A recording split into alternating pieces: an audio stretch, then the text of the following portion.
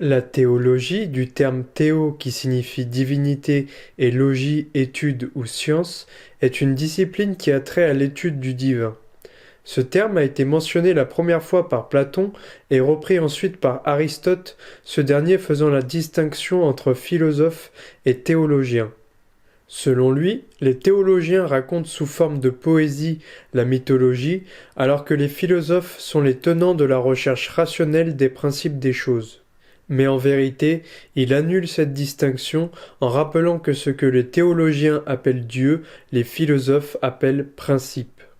Les grands principes de la nature, ou autrement dit les forces intelligentes qui dirigent l'évolution de la vie, ont autrefois été personnifiés en tant que dieux et déesses. Par exemple, la déesse Athéna, réputée pour avoir été l'instructrice et la protectrice d'Athènes et avoir formé les plus grands hommes d'Occident, est la personnification de la pensée et l'intelligence même. On peut voir dans sa représentation sous forme de sculpture ce que les Grecs essayaient de nous transmettre à travers ces formes en contemplant la puissance et la beauté de ses traits. Les Grecs n'étaient pas les seuls à personnifier les grands principes de la nature, puisque Platon nous révèle dans Timée qu'un prêtre égyptien affirme que la déesse Néith en Égypte correspond à l'Athéna grecque. Nous voyons ces représentations de dieux et déesses sous forme de sculptures dans des nations qui nous inspirent encore aujourd'hui à travers les prodiges qu'elles ont accomplis et la beauté de leurs arts. Nous nous sommes quelque peu éloignés de ces concepts et valeurs à travers la décadence du matérialisme du XXIe siècle. En vérité, ces déifications n'ont rien d'irrationnel. Ce qu'il y a d'irrationnel, c'est d'explorer des heures durant des atomes de matière sans reconnaître toute la puissance de la magie, de l'esprit qui maintient ces atomes les uns avec les autres. Esprit sans lequel rien ne pourrait exister, ni même être observé. Je vous renvoie à la vidéo Comprendre la spiritualité logiquement si vous voulez avoir une introduction au concept de loi et la dimension spirituelle de la vie. Nous savons que les lois de gravitation, combustion, condensation, solidification, etc. régissent notre existence. Nous pourrions glorifier ces lois et leur rendre hommage en exprimant toute l'inspiration que ces principes nous inspirent et leur donner vie dans la matière à travers nos arts. C'est en tout cas ce que nos aînés ont fait, et à juste titre, car notre vie dépend de ces principes. Nous organisons notre vie de tous les jours autour de ces derniers, et nous progressons, sécurisons et facilitons nos vies grâce à leur caractère immuable, éternel et stable. Il n'est donc pas étonnant de voir que nos ancêtres ont déifié ces grands principes de la nature. À la différence de nous autres mortels qui venons au monde et mourrons en retournant à la terre, tels des feuilles printanières qui tomberont à la saison de l'automne, ces grands principes sont gravés dans le corps du cosmos et perdurent dans le temps par leur puissance, car Dieu en a établi la loi. Si le soleil ne se levait pas demain, si la terre cessait de tourner sur elle-même ne serait-ce qu'une journée, nous ne serions pas là. Voilà pourquoi la constance et par conséquent la puissance, la stabilité de leur action ont fait vénérer les sages les grands principes de la nature comme des dieux et déesses. Les dieux et déesses sont, lorsque nous y réfléchissons, des principes supérieurs dans la hiérarchie de conscience de la vie, de la nature. De la même manière que l'on peut comprendre que le règne végétal est plus évolué que le règne minéral, le règne animal que celui du végétal, le règne humain plus évolué que celui de l'animal, il en va de même pour les dieux et les hommes. La hiérarchie de l'univers est fondée sur des grands principes immuables et éternels. Si notre cœur cessait de battre, si le vent et l'eau cessaient de circuler, alors tout périrait. Les forces intelligentes qui régissent le rythme et la vie de l'univers sont la fondation de la vie matérielle, sans lesquelles rien ne pourrait s'organiser ni perdurer dans le temps. Ainsi, les planètes et astres étant la fondation de l'évolution et protégeant de nombreux niveaux de vie et de conscience se développant en leur sein, ont été naturellement vénérés par nos aînés comme des divinités. Et bien sûr des divinités ou principes de la nature vivants. Seul un matérialiste enfiévré pourrait regarder les mouvements des astres et leur révolution autour du Soleil et les considérer comme de simples objets. Léonard de Vinci a dit « Le mouvement est le principe de toute vie ». Et quel mouvement! Lorsque l'on reconnaît la difficulté de s'investir entièrement dans une tâche et de l'accomplir sans feindre devant l'immensité de l'effort, on ne peut qu'être émerveillé par la constance du mouvement de ces êtres merveilleux. Les Grecs et les Romains utilisaient des représentations personnifiées de ces divinités avec des caractéristiques humaines. Cela permet de donner une expression vivante particulière à ces principes, bien que cela ne signifie pas littéralement que ces divinités ressemblent à cela. De la même manière, on voit en Égypte des dieux avec des traits humains et d'autres mi-hommes, mi-animaux. Horus ou Ra, par exemple, représentés par un faucon, sont la personnification type du principe solaire, car les aigles et faucons volent haut dans le ciel, se rapprochant ainsi du soleil. Ainsi, l'étude de Dieu se fait par l'observation et la contemplation des œuvres et grands principes qui s'expriment dans la nature.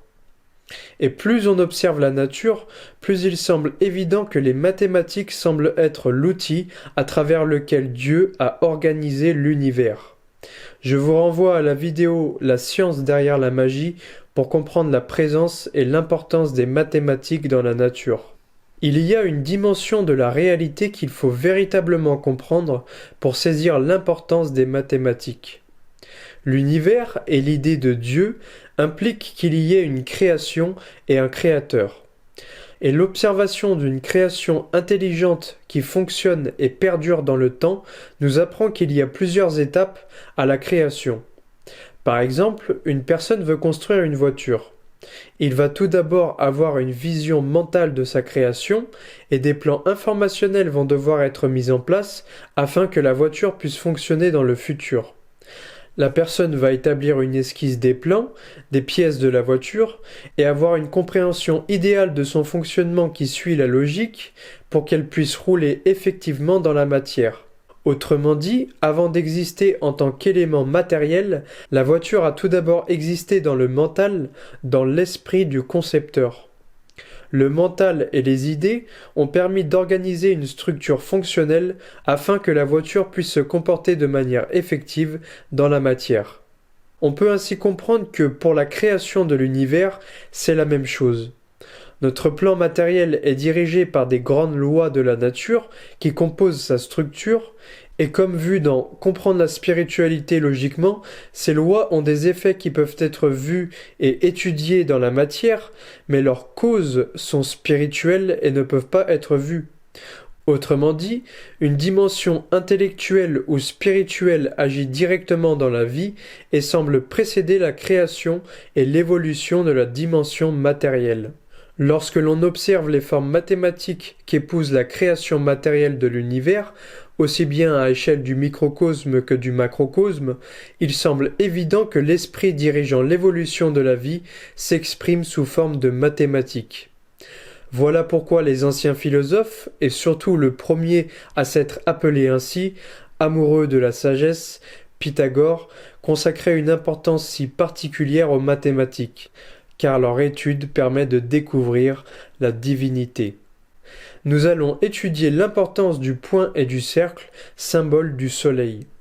Si je vous demandais de me définir ce qu'est un triangle, vous répondriez une figure plane à 3 côtés. En tâchant de remonter à l'origine de sa nature, je vous demanderai de m'expliquer ce qu'est un côté. Un côté est un segment. Et qu'est-ce qu'un segment? Une portion de droite délimitée par 2 points. Une droite, une suite continue de points alignés. Mais alors, qu'est-ce qu'un point? Eh bien, on ne sait pas. On ne peut pas le définir avec des termes géométriques. On le définit simplement comme un lieu au sein duquel on ne peut distinguer aucun autre lieu que lui-même. Donc le point, qui est essentiel à la constitution de toute figure géométrique, ne correspond à rien de précis. Et pourtant, c'est la seule chose dont sont véritablement constituées toutes les figures. En suivant une certaine métaphore applicable à la création, nous pourrions dire que Tout comme le point est le corps et la source des formes géométriques, toutes les formes qui existent dans l'univers, qui sont issues de l'esprit conceptuel qui en est la cause, sont constituées de cet esprit. Et le cercle est considéré par les pythagoriciens comme la figure parfaite. Elle n'a ni commencement ni fin et représente ainsi l'éternité ou la divinité sous forme de symbole. La fameuse figure Ouroboros, représentant un serpent ou dragon qui se mord la queue, est la personnification de ce grand principe de la nature qui prend vie dans le cercle. La divinité, qui est le point, la source de toute chose, a encerclé sa création, qui en vérité est habitée par elle, et composée de sa substance. Elle est la source, le début, l'alpha, la tête du dragon, et la destination, la fin, l'oméga, la queue du dragon, qui se rejoignent pour ne former qu'une seule forme, un tout dans lequel le début et la fin ne peuvent être distingués et qui forme l'éternité ou l'espace infini. Dans la nature, le principe du cercle s'exprime dans le mouvement et la forme des astres, qui sont des sphères, ou autrement dit des cercles en 3 dimensions, et dont les orbites, ou leur révolution en cycle, forment également des cercles. Les principes du cercle et du point expriment tous deux l'idée que Dieu, la divinité, est une et indivisible.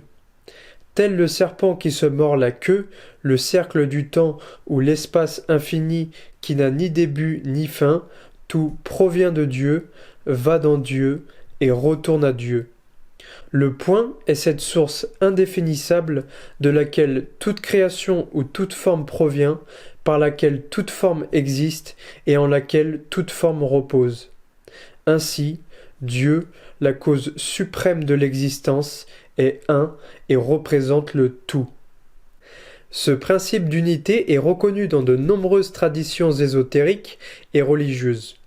Les pythagoriciens appelaient ce principe d'unité la monade, de laquelle la duade, la matière, provenait et desquelles toute chose était créée.